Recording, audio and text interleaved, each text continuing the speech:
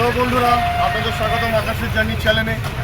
আজকে হচ্ছে সানডে, এখন বাজে ঘড়ির কাঁটায় 5:30। আর আপনাদের আজকে আমরা নিয়ে চলেছি মধ্যমগ্রাম বাদুতে এক বজরংবলীর মন্দির। মন্দিরটা খুবই সুন্দর, খুবই বড়। আপনাদের পুরো ভিডিও আমরা ডিটেলসে দেখাবো, কীভাবে যাবেন, কীভাবে আসবেন, পুরো ডিটেলস ভিডিওর মধ্যে থাকবে। আপনারা সাথে থাকুন এবং দেখতে থাকুন। ভিডিওর পুরো ডিটেলস আপনাদের দেওয়া হবে, কীভাবে যাবেন, কীভাবে আসবেন, ফুল গাইড আপনাদের করে দেওয়া হবে। তো চলুন কথা না বাড়িয়ে আমরা এগিয়ে চলি মন্দিরের দিকে। জয় শ্রীরাম।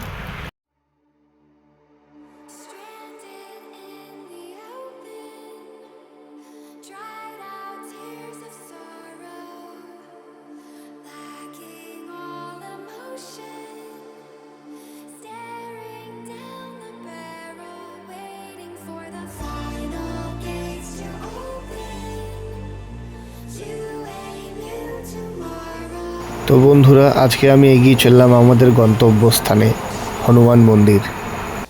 যদি তোমরা কেউ শিয়ালদা থেকে এই হনুমান মন্দিরে আসতে চাও, তাহলে শিয়ালদা থেকে ট্রেন ধরে তোমাদের নামতে হবে মধ্যমগ্রাম স্টেশন।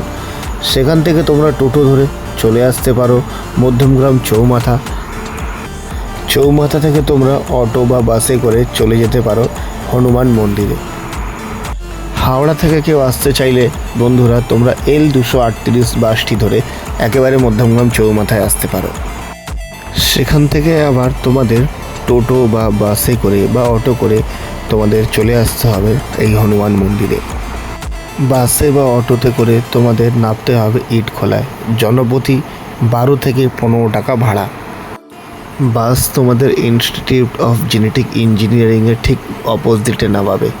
এখান থেকে পায়ে হেঁটে 2 মিনিট বন্ধুরা পেয়ে যাবে তোমরা সামনেই হনুমান মন্দিরটি। আর তোমরা চাইলে আমার মতো এরকম বাইকে বা 4 হুইলারে করেও সে মন্দিরে যেতে পারো, যেটার মজাটাই নাকি একেবারে আলাদা। তো আমরা চলে এসেছি বন্ধুরা এখানে মধ্যমগ্রাম চৌমাথা।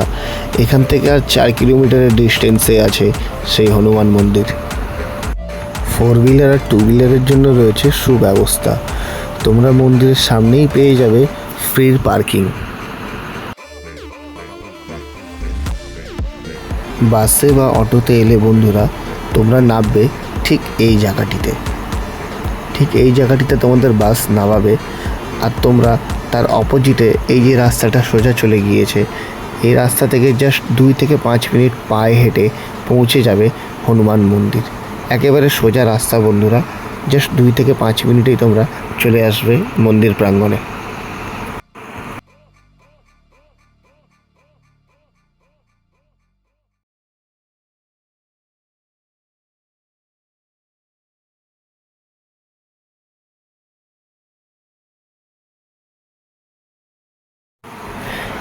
এটি হলো বন্ধুরা সেই হনুমান মন্দির, যার অপর নাম হরিওম শান্তিধাম। আবার অনেকে একে রাধাকৃষ্ণ হনুমান মন্দিরও বলে থাকে।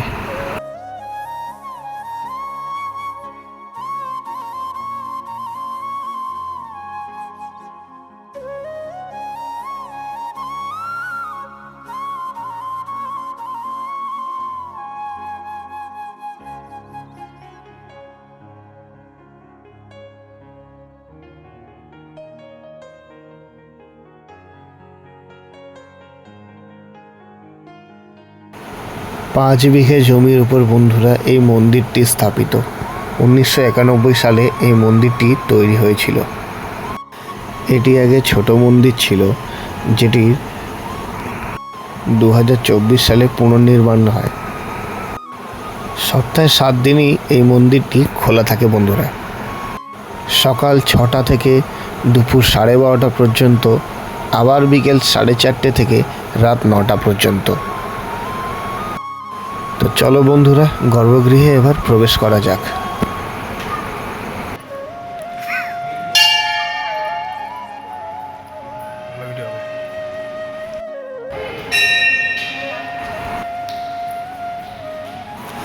এই মন্দিরে বজরংবলীর বিগ্রহ ছাড়াও রাম, সীতা, লক্ষ্মণ ও রাধাকৃষ্ণের বিগ্রহ এই মন্দিরে বিরাজমান। যেহেতু আজ রোববার, তাই মন্দিরের ভিতর চত্বরে আজ ফাঁকা। তবে তোমরা এলে মঙ্গলবার দিনে এসো। মঙ্গলবার দিনের সন্ধ্যাবেলা এই জায়গা আরতির সময় একেবারে পরিপূর্ণ থাকে লোকজনে। এই মন্দিরে ঢুকতেই গণেশজির এই বিগ্রহের সাথে আছেন বাবা মহাদেবের এই শিবলিঙ্গ।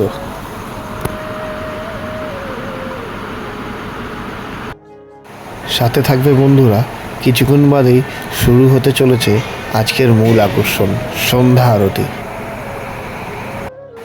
গোটা মন্দির জুড়েই রয়েছে নানান দেবদেবীর ছবি।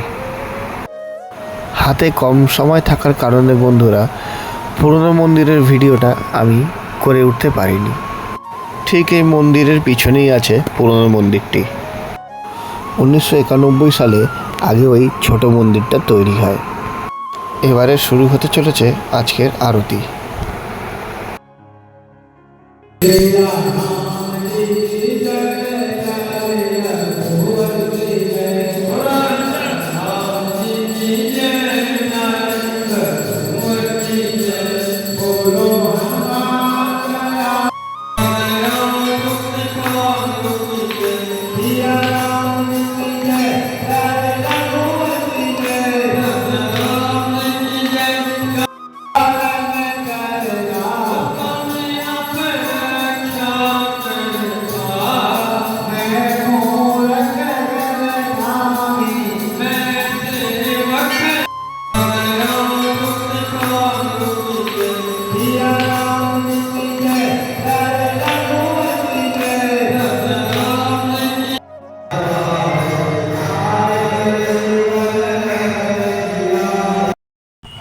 তো বন্ধুরা, আজকের ভিডিওটা এই পর্যন্ত। যদি ভিডিও ভালো লেগে থাকে লাইক, কমেন্ট, শেয়ার আর সাবস্ক্রাইব করবেন।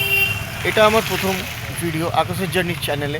যদি কোনো ত্রুটিনাটি থেকে থাকে প্লিজ আমাকে জানাবেন।